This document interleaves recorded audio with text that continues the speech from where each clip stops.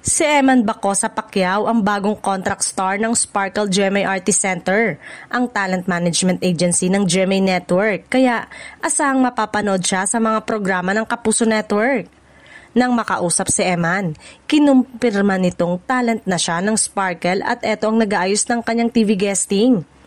Sa exclusive interview, sinabi niyang bukas siya sa posibilidad na pumasok sa showbiz kung may mga oportunidad na darating pero nakatuon ang kanyang atensyon sa boxing. Mula 200,000 Facebook followers, lumampas na sa kalahating milyon ang bilang ng taga-subaybay ni Eman sa nabanggit na social media platform. Isang matibay na ebidensya na patuloy na pagtaas ng kanyang tinatamasang popularidad.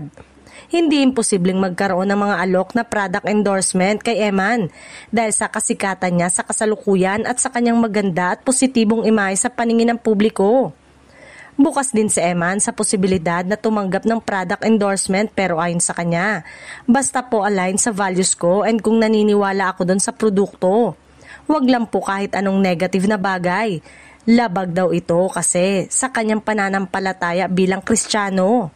Si Eman, 21 years old, ang artistang anak ng pambansang kamao na si Manny Pacquiao at sinusundan niya ang yapak ng kanyang ama sa boxing.